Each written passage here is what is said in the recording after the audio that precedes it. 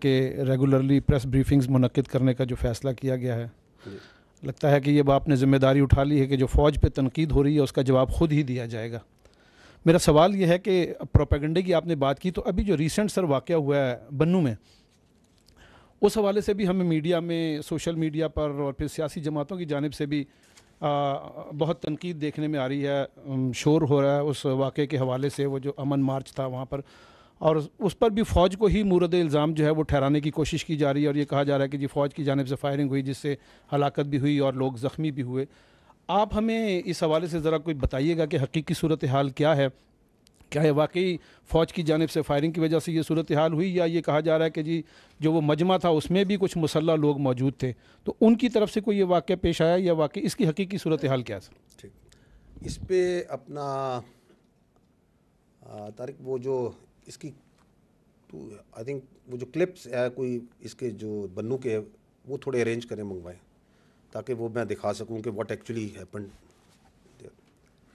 دیکھیں یہ جو ہے اپنا 15 جولائی کو صبح کے ٹائم پہ یہ دہشت گردوں کا بنو کے اوپر کینٹ پہ حملہ ہوا، اور ہماری جو وہاں فوج تھی انہوں نے بڑا اس کا بھرپور جواب دیا۔ تو انہوں نے جو ایک وہیکل بورن آئی ڈی تھی وہ انہوں نے کینٹ کی دیوار سے ٹکرائی، اور دین انگیجمنٹ وہ بریچ ہوا، اور پھر وہ ان کو انگیج کیا ہمارے ٹروپس نے، اور جب وہ وہیکل بورن آئی ڈی تھی اس میں ہمارے 8 جوان شہید ہوئے، جس میں ایک فرنٹری کنسٹیبلی کا لڑکا بھی تھا، شہید ہوا۔ ان کو انگیج کیا جب وہ پھیلے، تو اس میں الحمدللہ بڑی ہمت سے، بڑی جوانمردی سے لڑتے ہوئے وہ جو تمام دہشت گرد تھے ان کو جہنم حاصل کر دیا۔ اور وہ جو ہمت اور جوانمردی ہے اس کی آپ یہ مثال دیکھیں کہ وہاں، اور اس طرح کی مثالیں فوج میں بہت ہوتی ہیں، لیکن آپ یہ دیکھیں کہ وہ سپاہی سبحان ہے، اس نے اپنے آپ کو جیتے جاگتے ہوئے گرنیڈ پہ ڈال دی تاکہ میری کولیٹرل ڈیمیج نہ ہو، ساتھی بچ جائیں، لوگ بچ جائیں۔ تو this is the standard of the response and the valour جو وہاں دیا گیا۔ یہ جو دہشت گرد تھے انہوں نے وہاں پہ اندھا دھند فائرنگ کی، اور وہ جو فائرنگ ہے، ان کی فائرنگ کے نتیجے میں کچھ معصوم شہری بھی شہید ہوئے۔ اگلے دن جو بنو کے ٹریڈرز تھے انہوں نے کہا کہ ہم نے امن مارچ کرنا ہے۔ انتظامیہ نے کے ساتھ کی بات چیت تھی، انہوں نے کہا جی کہ اس کے کچھ قواعد و ضوابط ہوتے ہیں جب بھی ہم مارچ کرتے ہیں کہ یہاں سے چلے گا، یہ ہوگا، ریاست مخالف نعرے نہیں لگائے جائیں گے۔ لیکن جب وہ امن مارچ ہوا تو اس میں کچھ مخصوص نیگیٹو جو عناصر ہیں وہ اس میں شامل ہوئے، اور ان میں سے 1500 سے 2000 کے قریب وہ جو روڈ ہے، اور یہ آتے ہیں تھوڑی دیر میں وہ کلپس آپ کو میں دکھا بھی دیتا ہوں، جہاں پہ وہ بلاسٹ ہوا تھا وہیکل بورن کا، اس روڈ سے گزرے۔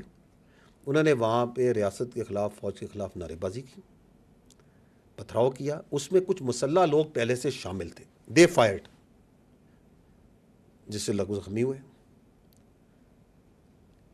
اور انہوں نے وہاں پہ وہ جو کنات جو لگی ہوئی تھی، ایک عارضی دیوار، اور ایک عارضی دیوار کی تعمیر بھی شروع ہو گئی تھی ایک دیوار کی، اس کو بھی گرایا۔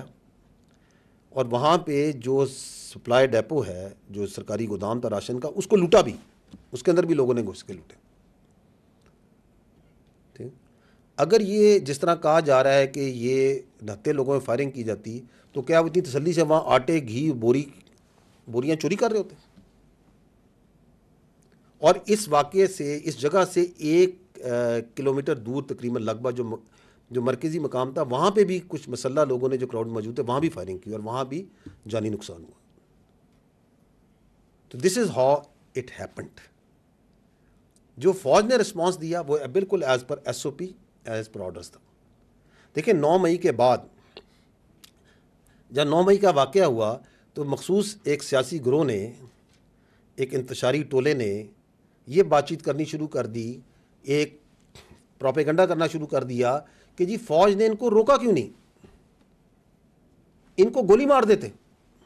چونکہ انہوں نے گولی نہیں ماری، اس کا مطلب ہے انہوں نے خود ان کو لے کے آئے۔ یہ آپ کے سامنے یہ بیانیہ چلایا ہے، یہ نہیں چلایا گیا۔ تو فوج کا سسٹم بڑا کلیئر ہے، اف دیر از اے، وہ ملٹری انسٹالیشن ہے، بڑے کلیئر اس میں نیچے، اور اس کے مطابق ہی وہاں پہ ٹروپس نے، آفیسرز نے اپنے آپ کنڈکٹ کیا۔ کہ آپ اگر فوجی تنصیبات پہ کسی جگہ پہ کوئی انتشاری ٹورا بلوائی آتا ہے تو پہلے اس کو بڑی کلیئر وارننگ دی جاتی ہے. اگر سٹل وہ آتا ہے تو پھر ایریل فائر کیا جاتا ہے. اگر سٹل وہ نہیں رکتا تو جو اس طرح پھر اس کے ساتھ ٹریٹ کرنا چاہیے وہ ٹریٹمنٹ ہوگا. تو انہوں نے اس کے مطابق ایریل فائر کیا. اور میں آپ کو یہ بتا رہا ہوں کہ اگر وہ انہوں نے مارنا وہ آپ دیکھیے گا, میں آپ کو کلپ وہ منگوائیں, اس میں آپ دیکھیے گا کہ وہ کس طرح جو ہے وہ آٹے کی بوریاں بڑی تسلی سے لے کے جا رہے ہیں. ٹھیک ہے. The issue is over here is کہ یہ کیوں ہوا. یہ اس لیے ہوا کہ آپ کی جو قانونی نظام ہے, جو آپ کا عدالتی نظام ہے, جو 9 مئی کے کرنے والے ہیں, اس کے جو سہولت کار ہیں, اس کے جو منصوبہ ساز ہیں, جب وہ ان کو ڈھیل دے گا, جب آپ ان کو کیفر کردار پہ نہیں پہنچائیں گے, تو ملک کے اندر انتشار اور یہ جو موب مینٹیلٹی ہے, اسے موب مینٹیلٹی کہتے ہیں, یہ فاشسزم ہے, یہ فسطائیت ہے, یہ مزید پھیلے گی. اور یہ جو اس کے بعد جو احتجاج ہے, یہ جو لا اینڈ آرڈر ہے, رائٹ کنٹرول ہے, یہ تو صوبائی حکومت کی انتظامیہ کی ذمہ داری ہے, یہ فوج کی ذمہ داری تو نہیں ہے. ایک کراؤڈ کے اندر آ کے شرپسند عناصر گھستے ہیں اور فائر کرتے ہیں اور لوگوں کو مارتے ہیں, تو یہ ذمہ داری تو وہاں کی انتظامیہ کی, پولیس کی, صوبائی حکومت کی ہے. تو یہ نہیں سمجھ آتا کہ اپنی ایک سیاسی جماعت اپنی صوبائی حکومت کے خلاف کس چیز کا پروٹیسٹ کروائی جا رہی ہے. بالکل پروٹیسٹ ہونا چاہیے. یہ جو واقعہ ہوا, بنو کا ہوا, اور واقعات ہیں, وہ پروٹیسٹ ہونا چاہیے, اور عوام کے جذبات اور عوام کا غصہ ان دہشت گرد واقعات کے اوپر بالکل حق بن جانب ہے, بالکل ہونا چاہیے. آپ مارچز کریں, امن مارچز کریں, پروٹیسٹ کریں دہشت گردی کے خلاف,